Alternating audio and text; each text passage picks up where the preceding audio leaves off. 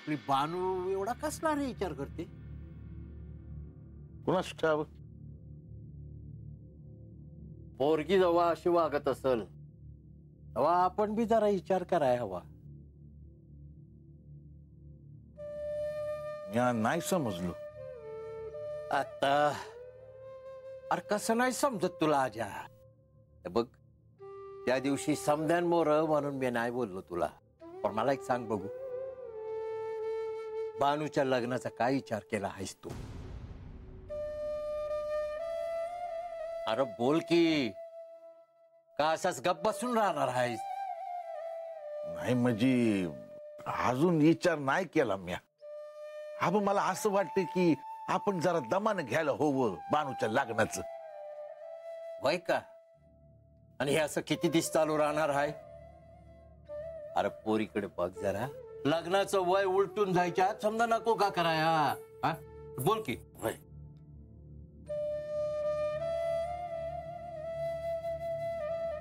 राहू दे पोरी, पुढे पुढे पुढे.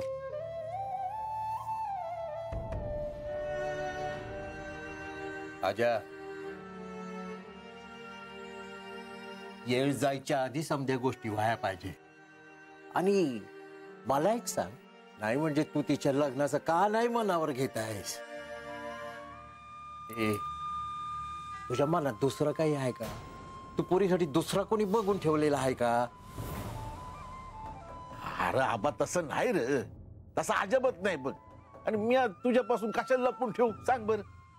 अरे आजा, आम्ही 4 पावसाळे जास्त बघितले. बघ, येळ जायच्या आधी तुला समजा सावरावं लागल. आजा, अरे आता पण तू बापासारखा वागलास, आता माय होय र बातीची. जरा बघ पोरीकडं कशी गप गप झाली बघ. तुला महाराजांनी सांगितलं का तुझं आणि खंडोबाचं लगीन होणार म्हणून? पर असं झालंच नाही तर? त्यांचं तर अगोदरच लगीन झालं आहे. तू काय अशीच वाट बघत बसणार आहेस का? पोरीचं लगीन करायची वेळ आली आणि पोरगी लग्नाला तयारच नाही. काय सांगावं त्यानं वस्तीवरच्या लोकांना? मला असे तुला खेदाने सांगावेसे वाटते की जरी मी तुला असं सांगितलं असेल की तुझं आणि श्री खंडेरायांचं लग्न होईल, तरी ते शक्य होणार नाही. राजा, तुझ्याशी बोलतोय मी. ध्यान कुठे आहे तुझं? हे बघ आजा, तू आणि बानू मला काही परकी ना. बानू मला माझ्या पोरी सारखीच आहे, म्हणून तर आलो मी सांगाया. अरे आबा, अरे सगळं समजतंय अरे, पण वळत नाही बघ. अरे वस्तीवर एखादा पोरगा बघायचा आणि लावून द्यायचं लगेच. त्या तेवढा विचार कसला करायचा? आजा, तरणी-पोर म्हणजे पदरातला निखारा. हे म्या तुला समजावून सांगायला हवं. अरे पण बानू म्हणते की तिच्या लग्नाची घाई नाही करायची. आजा, केस पिकलं तुझं. तुला मी आता कसं समजावून सांगू? हे बघ, वस्तीवर एखादं पोरगा बघून लगीन लावून दिलं तर बानू तुझ्या डोळ्यामोरच राहील. पण वस्तीच्या बाहेर लग्न लावून देऊन तिला जर उद्या काही झालं तर कोण बघणार आहे?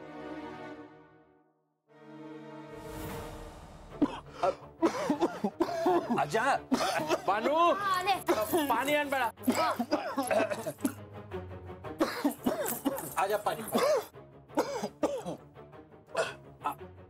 अरे हळू खा.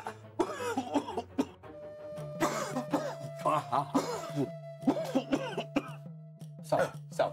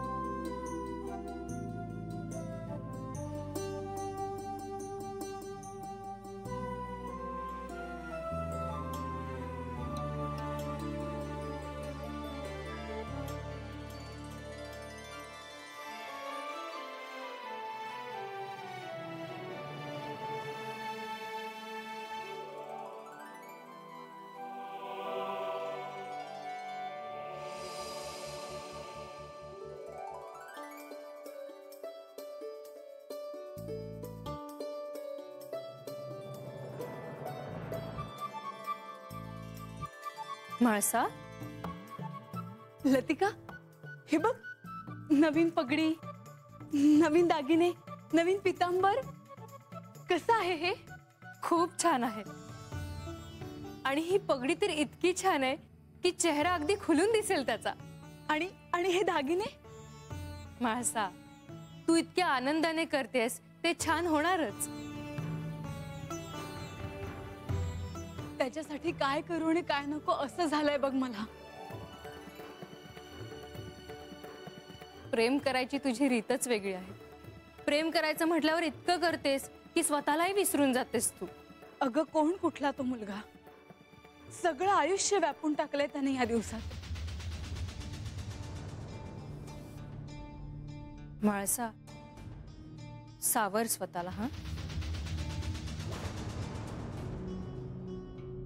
नाही लतिका, मला हातचं राखून प्रेम नाही करतायत. माझ्या आत जे काही आहे ना ते सगळं उधळून टाकावं असं वाटतं मला त्याच्यावर.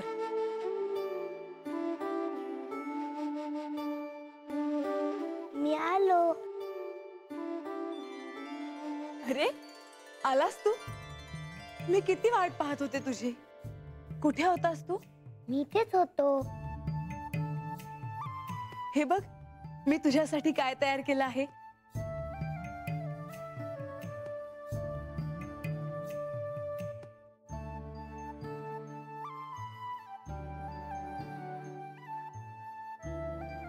हे सगळं माझ्यासाठी? हो, हे सगळं तुझ्यासाठी. आपण हे घालून पाहायचं का? हो.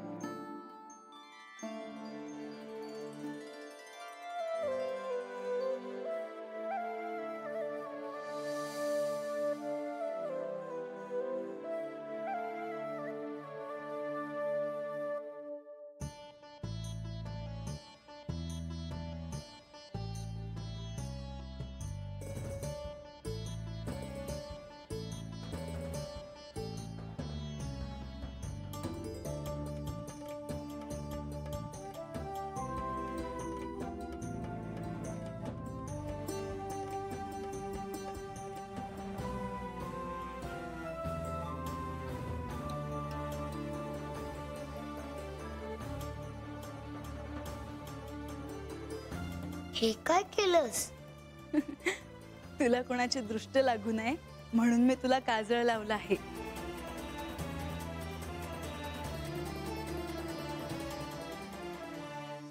आम्ही तुमच्याचकडे येणार होतो हे कपडे आणि दागिने दाखवायला.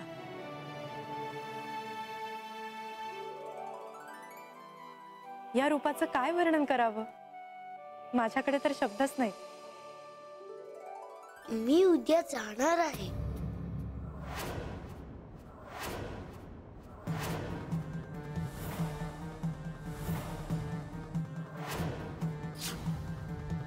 काय म्हणालास तू? मी उद्या जाणार आहे.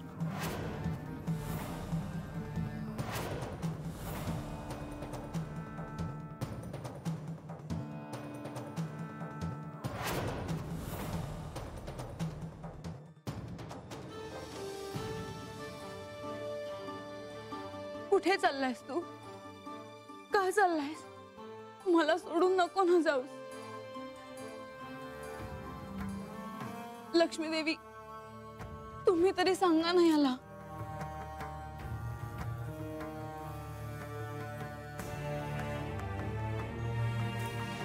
माझं काम झालं, मला जायलाच हवं.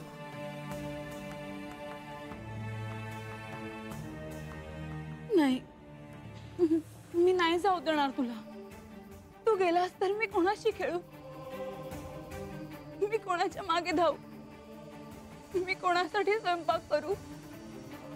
मी कोणाला कुशीत घेऊ?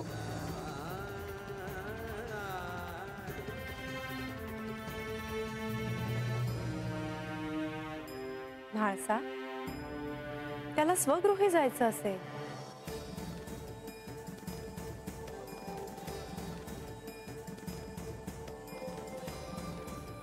असं का होतं? मी ज्यांच्यावर प्रेम करते तेच माझ्यापासून दूर जातात.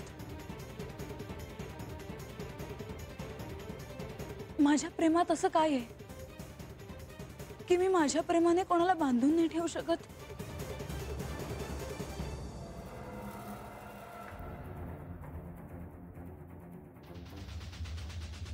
बानू, माझ्या संग बी बोलणार नाही वय.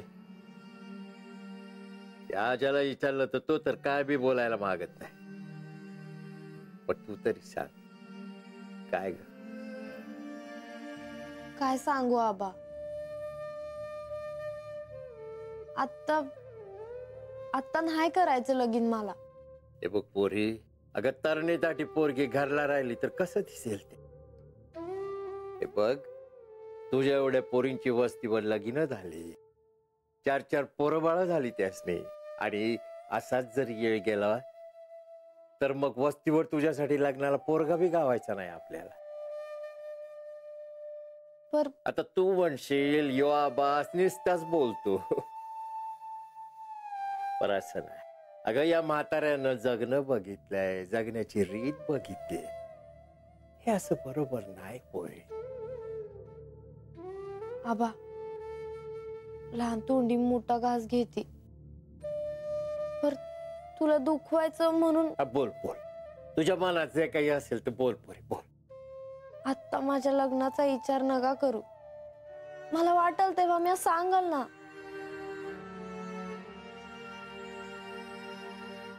या तरी आता काय बोलणार?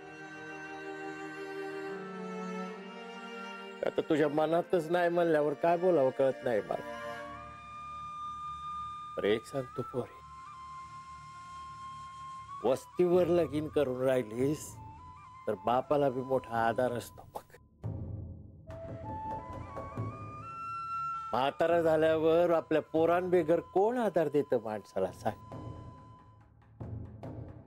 आता तुझं लगीन दुसरीकडे झाल्यावर राजाच्या मनाला बी घोर लागून राहणारच ना. कर, विचार कर, नंतरच्या पुण्यांदा बोलू आपण.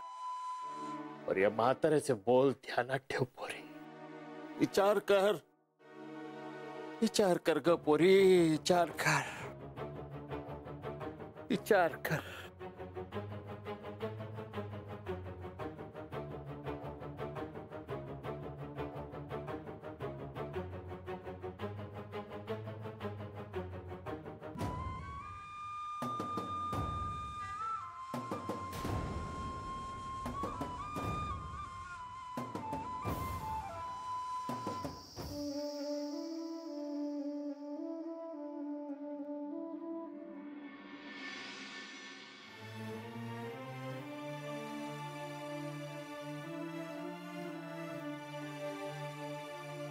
अहो, तुम्ही इथेच आहात?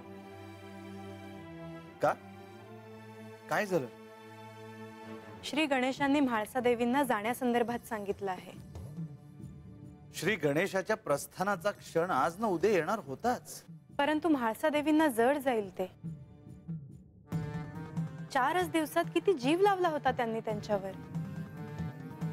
मी समजू शकतो, पण त्यांचं इथून जाणं अपरिहार्य आहे. ते गणपती आहेत, गणांचे अधिपती आहेत. त्यांना आणखीनही मोठी दायित्व आहेत. अहो, परंतु आईचं मन आहे ते, हे त्यांना कसं समजावणार? ते सोपं नाही. त्या श्री गणेशांना घेऊन श्री खंडेरायांकडे जायला निघाले आहे. आपणही तिथे जायला हवं. बर, चला.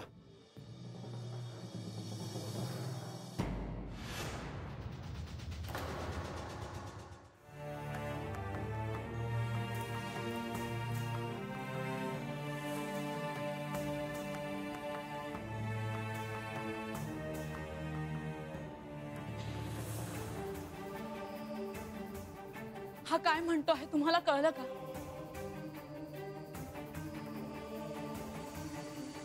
काय झालंय?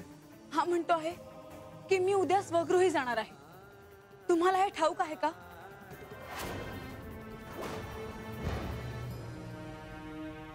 हो.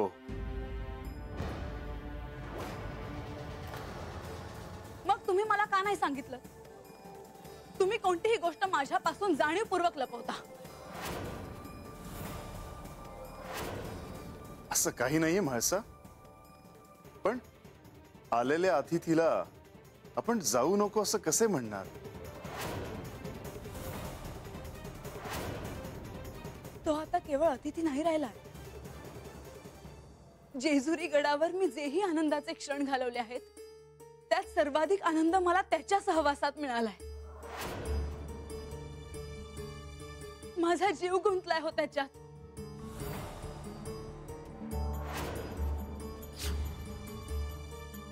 त्याला नका जाऊ देऊ.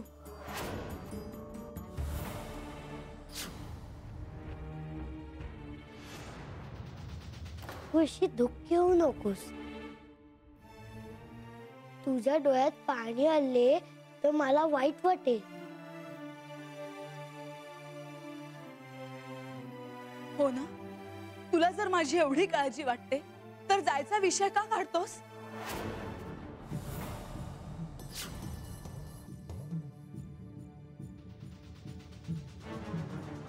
प्रधानजी, लक्ष्मी देवी, तुम्ही तरी याला समजवा. हा माझ्यासोबत राहील तर मी नेहमी आनंदी राहीन. मला आणखीन काही नको.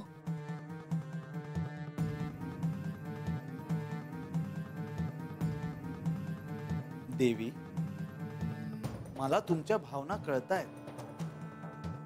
या मुलावरचे तुमचे प्रेम मी समजू शकतो.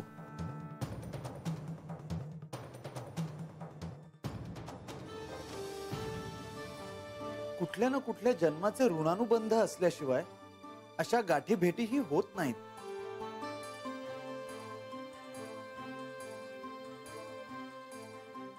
आणि अशी नातीही तयार होत नाहीत. जर योग असेल तर तुम्हा दोघांची भेट पुन्हा होईल.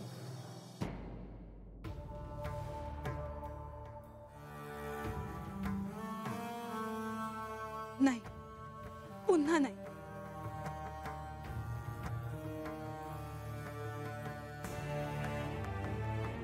मला आज आत्ता या क्षणी त्याचा सहवास हवा आहे.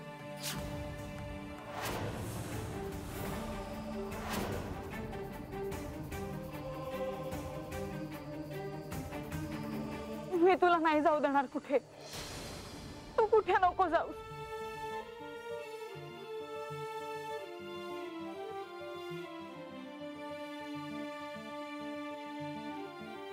तुमच्या डोळ्यात पाणी दिसले तर मी कसे जाणार?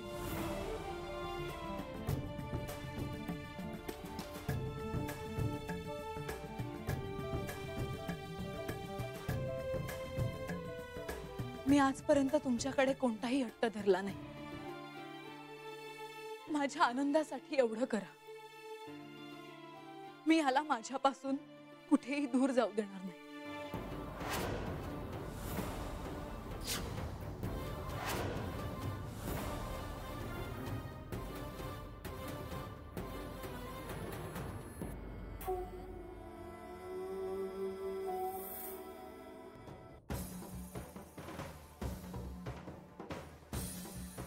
म्हाळसेची समजूत कशी काढावी ते मला कळत नाही. तसं तिचं काहीच चुकत नाही. हा हट्ट ती नाही, तिचे मातृत्व करत आहे. मी काय म्हणते, आपण श्री गणेशाला अशा परिस्थितीत म्हाळसासाठी इथेच थांबवून घेतलं तर?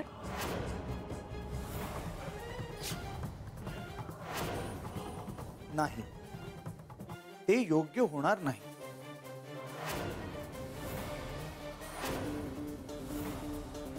परंतु का? यानंतर श्री खंडेराय म्हाळसा देवींना सोडून बाणाईकडे जाणार आहेत.